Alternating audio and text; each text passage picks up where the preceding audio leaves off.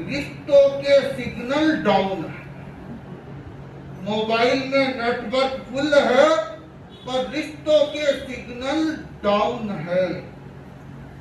एक ही घर में रहते हैं, एक ही छत के नीचे रहते हैं, पर दिलों के बीच दीवारें खड़ी हैं।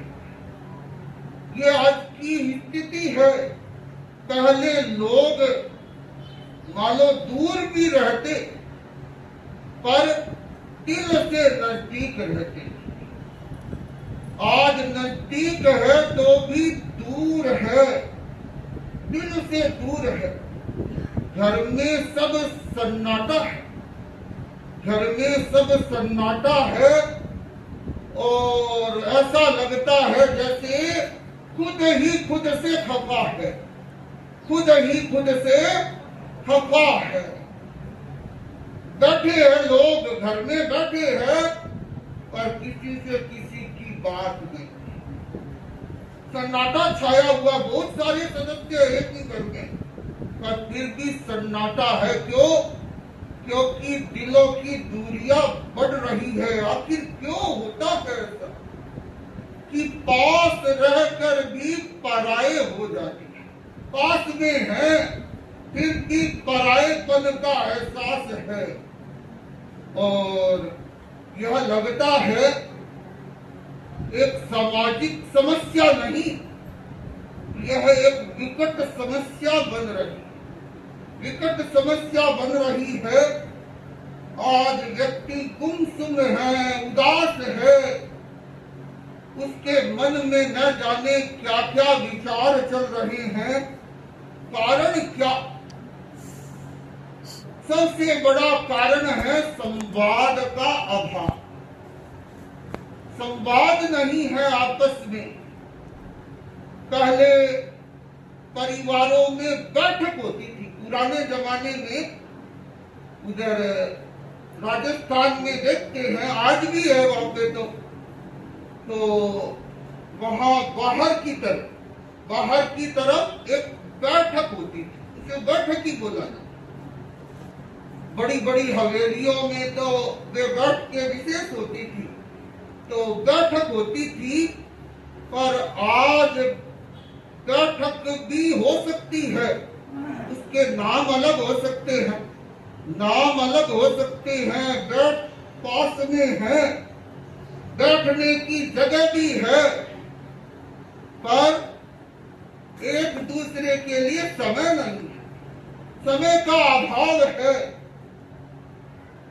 एक प्रसंग का जिक्र करना चाहूंगा। एक पिता था, वह रोज उसकी इच्छा रहती कि मैं मेरे बेटे के पास साथ बैठूं, पर बेटा तो हर समय मोबाइल में ही गुम रहे, मोबाइल में लगा रहे। वह चाहता कि बेटे के पास बैठूं, बात करूं, पर बेटा मोबाइल। एक दिन की बात कि पिता ने अपने बेटे को एक मैसेज किया, फोन मैसेज किया कि बेटा मैं शाम को 7 बजे तुमसे मिलना चाहता हूं, जरूरी बात। 7 बजे तुमसे मिलना चाहता हूं, जरूरी बात। बेटे ने मैसेज देखा और 7 बजे बेटा पहुंच गया। जैसे ही बेटा पहुंचा, पिता ने कहा क्या हमारे बीच में इतनी दूरियां हो गई, हमारे बीच में इतनी दूरियां हो गई है कि मोबाइल को बीच में लाना पड़ रहा है, मोबाइल को बीच में लाना पड़ रहा है। यानी मैसेज के माध्यम से मुझे तुमसे बात करने के लिए कहा जा रहा है। जैसे ही बेटे ने यह बात सुनी अपने पिता की, बेटे की आंखें खुल गई और वह अपने पिता के प्रति नतमस्तक हो गए। ये क्यों दूरियां बढ़ रही है? क्योंकि जहां संवाद बंद हो जाते हैं, जहां संवाद बंद हो जाते हैं, वहां संबंध टूटते हुए देरी नहीं लगती है। बातों से ही रिश्ते बनते हैं जनाब, बातों से ही रिश्ते बनते हैं जनाब। खामोशियां तो दूरियां बढ़ाती है, खामोशियां तो दूरियां बढ़ाती है। हम जब कारणों की खोज में जाते हैं कि ये दूरियां क्यों, पास रहकर भी दूरियां क्यों, तो दूसरा बड़ा कारण उभर कर आता है अहंकार, ईगो। ईगो, मैं ही सही, मैं जो करता हूं वह सही हूं मैं। और जहां मैं बीच में आता है, वहां फिर हम का वातावरण नहीं, हम नहीं रहते, वहां केवल व्यक्ति स्वयं रहता है। और रिश्ते तब निभते हैं जब मैं की जगह हम हो जाता है। ऐसा प्रसंग आता है कि दो भाई थे, एक ही मकान में रहते, ऊपर नीचे रहते थे, होता है कई घरों में। तो एक बार उन भाइयों के बीच में झगड़ा हो गया, झगड़ा हुआ, और झगड़ा हुआ तो ऐसा हुआ कि बोलचाल बंद हो गई। एक ही छत के नीचे दोनों भाई रहते, पर दोनों आपस में बोलते हुए 20 वर्षों का समय बीत गया, 20 वर्षों का समय बीत गया, और आपस में भाइयों की बोलचाल नहीं। और एक दिन क्या होता है, दुखद घटना घटित होती है कि उन दोनों भाइयों में जो छोटा भाई होता है, उसकी मृत्यु हो जाती है, मौत हो जाती है। जब उसकी मृत्यु की स्थिति सामने आती है, बड़े भाई के सामने छोटे भाई की, तब वह उस समय रो पड़ता है। बड़ा भाई रो पड़ता है कि काश मैं अपने छोटे भाई से सॉरी कह पाता, उससे माफी मांग पाता, रोते रोते यह बात कहता है। पर अब क्या, अब तो भाई जा चुका है। यानी इसके बीच में क्या आया, अहंकार, ईगो। और अहंकार रिश्तों में सबसे बड़ा शत्रु है, ऐसा कहते। अहंकार सबसे बड़ा शत्रु है रिश्तों में। अहंकार जब होता है तो रिश्ते बनते नहीं हैं, टूट जाते हैं। पास रहकर भी दूर क्यों। ये बात कुछ परिवार के संदर्भ में, रिश्तों के संदर्भ में मैंने कही। मैं इससे और आगे बढ़ना चाहूं। पास रहकर भी दूर। हम अभी यहाँ पर विचरण कर रहे हैं, हैदराबाद में विचरण कर रहे हैं, और विचरण करते हुए, उपनगरों का स्पर्श करते हुए हम हिमायत नगर एरिया में आए हैं। हिमायत नगर एरिया तो एक प्रसिद्ध एरिया हैदराबाद की, और यह धर्म नगरी के रूप में प्रख्यात रही है। और हम आए और हमने देखा कि यहाँ पर घरों की बड़ी संख्या दिखाई देती है। हर गली में घर ही घर, ऐसी गली मिलनी मुश्किल है इस एरिया में। हिमायत नगर की एरिया में हमने ऐसा अनुभव किया कि हर गली में घर है हमारे श्रद्धा, तेरापंथी परिवार बसते हैं। किसी में 4 है, किसी में 5 है, किसी में 7 है, किसी में 10 भी है। ऐसी लाइनें भी है। तो यानी घरों की बहुलता है, और यह तो एरिया विशेष रही है। फिर भी एक बात लगी, आज की बात नहीं कहता मैं, इतने दिन हो गए आज 7वां दिन हो गया हमें आए, फिर भी लगता है कि लोग इतने होते हुए भी कम दिखाई देते, पास में है फिर भी दूरी है, पास में रहकर भी दूरी है। ये क्यों है? पीड़ा होती है मन में, पीड़ा होती है मन में कि पास में, और देखिए हमने हमारा कर्तव्य निभाया, प्राय प्राय सब घरों में संतों का जाना हो गया, ज्यादातर मुनि कात्य कुमार जी गए, थोड़े थोड़े घरों में हमारा भी जाना होता रहा। आज तक का मैंने सुबह तक का हिसाब लगाया, जिस दिन से यहाँ पर आए उस दिन से यहाँ तक, आज सुबह तक का, और दोपहर के आगे जैसे संभावित है वो मिलाता हूँ तो 107 घर पूरे हो जाते हैं वर्ष में।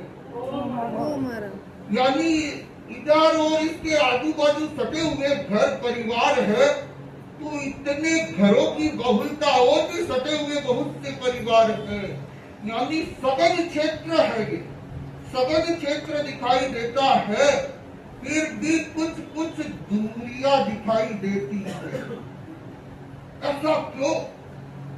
क्योंकि कहीं न कहीं कुछ कमी लगती है, ऐसा लगता है, कहीं न कहीं कुछ दिलों में दूरियां दिखाई देती, ऐसा हमने महसूस किया।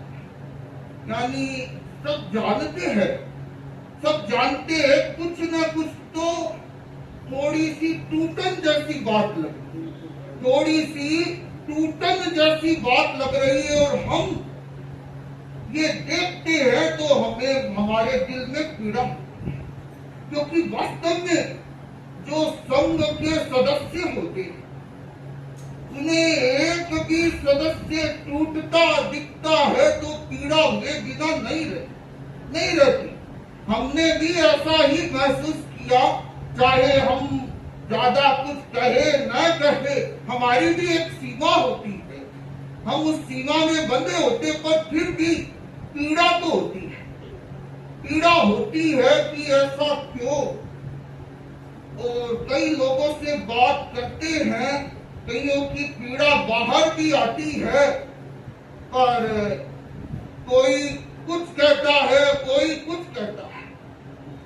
मेरा यह सवाल है कि कौन सही है, कौन गलत है, कौन सही है, कौन गलत है, इस चर्चा में न जाए।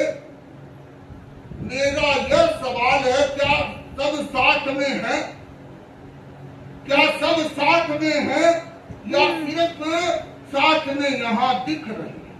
मैं सामाजिक दृष्टि से बात कर रहा हूँ, समाज के मुद्दे पे आ रहा हूँ कि समाज के संदर्भ में यहाँ पर साथ दिख ही रहे हैं या दिलों से साथ में है।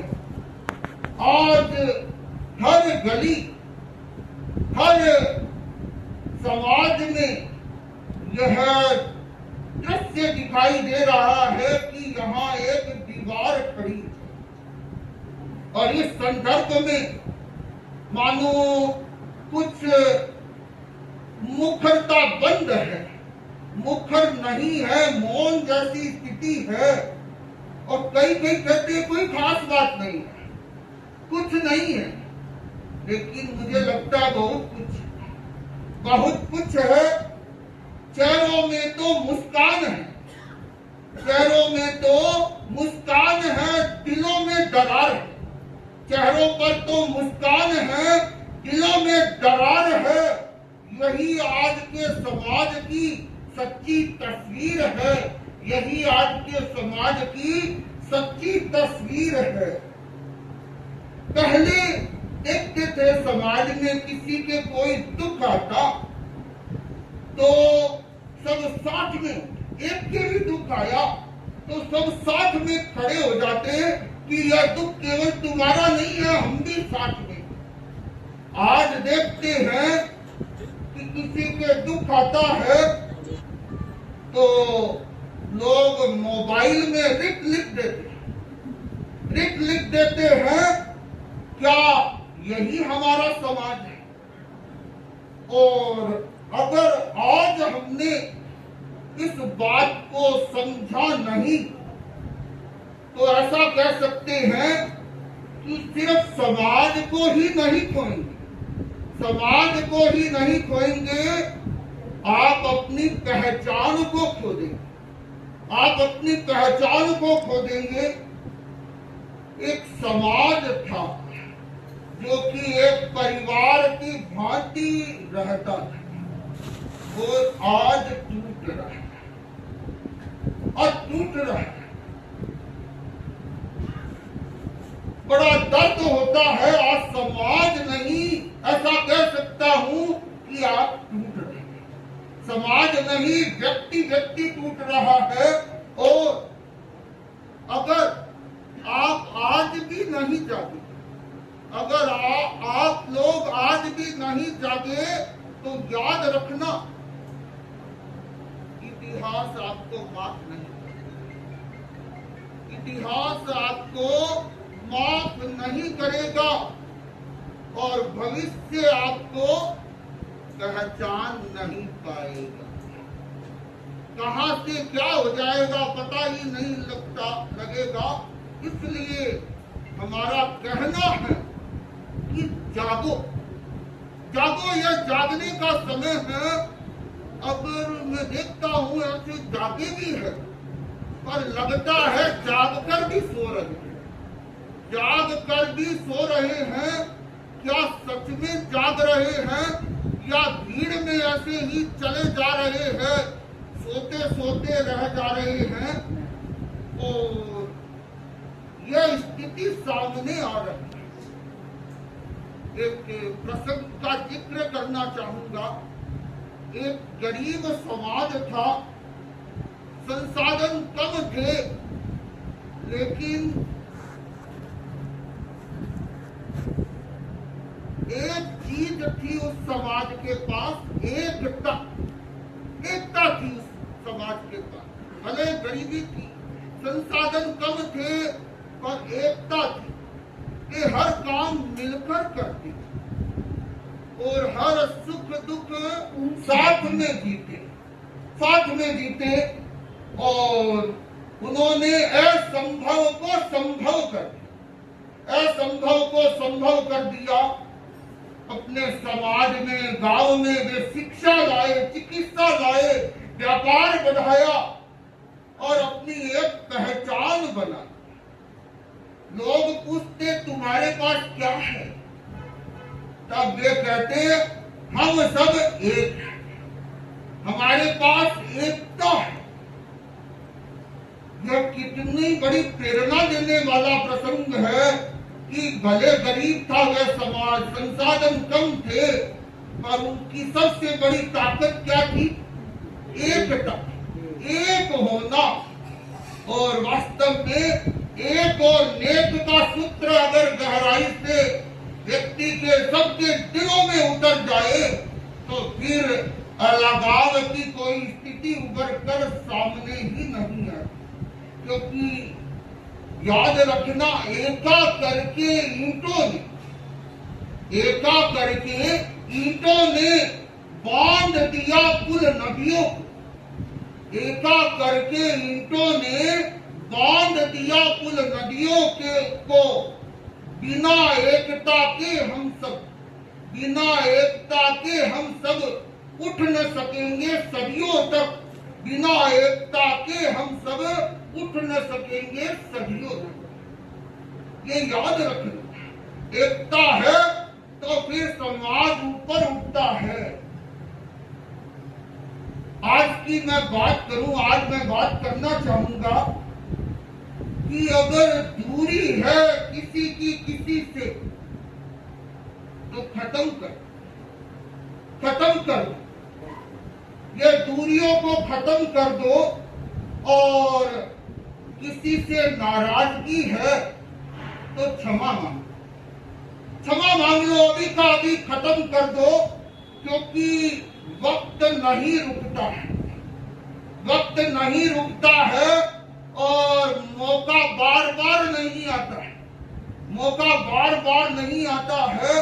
क्योंकि याद रखना, वक्त को जिसने न समझा, वक्त को जिसने न समझा उसे मिटना पड़ा। वक्त को जिसने न समझा उसे मिटना पड़ा है। बच गया तलवार से तो, बच गया तलवार से तो फूल से कटना पड़ा है, फूल से कटना पड़ा है। यानी वक्त को समझने की बहुत ज्यादा जरूरत है। या तो बिखरे रहेंगे या उठेंगे, जुड़ेंगे और फिर समाज को एक करेंगे। उठो, मैं कहना चाहूंगा, उठो, जुड़ो और एक इतिहास बना, इतिहास बना दो। और मैं कह सकता हूं ये यहाँ का सबसे बड़ा अभियान है, यहाँ का सबसे बड़ा अभियान है। जब दिल जगते हैं तो समाज बनते हैं, जब दिल जगते हैं तो समाज बनते हैं, और जब दिल टूट जाते हैं तो संबंध बिखर जाते हैं। जब दिल टूट जाते हैं तो संबंध बिखर जाते हैं। एक समाज था जो टूटा हुआ और गुटों में बट चुका था, अनेक गुटों में बट चुका था। और एक दिन किसी मंच से नहीं दिल से आवाज आई, किसी मंच से नहीं दिल से आवाज आई, नहीं बहुत हो चुका, यह बहुत हो चुका, अब हमें कुछ करना है। और उस व्यक्ति ने खुद से शुरुआत की और खुद उन लोगों के पास गया जिनसे नाराज थी, उनसे माफी मांगी और माफी ली। झगड़ा था जिनसे। कुछ लोगों ने ऐसा देखा तो कुछ लोग हंसे कि ये आया बड़ा समाज का ठेकेदार, समाज को सुधारने आया है। आज तक बड़े बड़े लोग आए, कोई नहीं कर सके, हंसे लोग।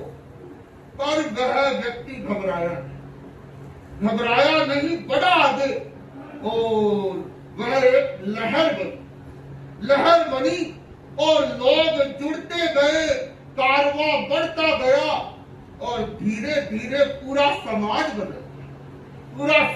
बदल गया। और लोग फिर से मिलने लगे और लोगों के दिल जुड़ गए। और सबसे बड़ा बदलाव क्या आया, लोगों ने मैं से हम की यात्रा प्रारंभ की। मैं से हम की यात्रा कि मैं ही केवल कुछ नहीं हूँ, हम सब मिलकर समाज का एक हिस्सा है।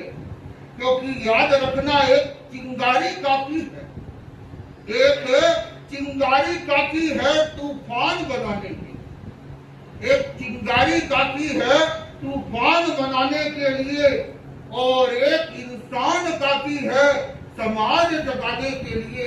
एक इंसान काफी है समाज जगाने के लिए। एक कोई आगे आ जाए और फिर उसके पीछे लोग जुड़ जाए तो फिर यह जो दरारें पड़ रही है वे अपने आप मिट सकती है।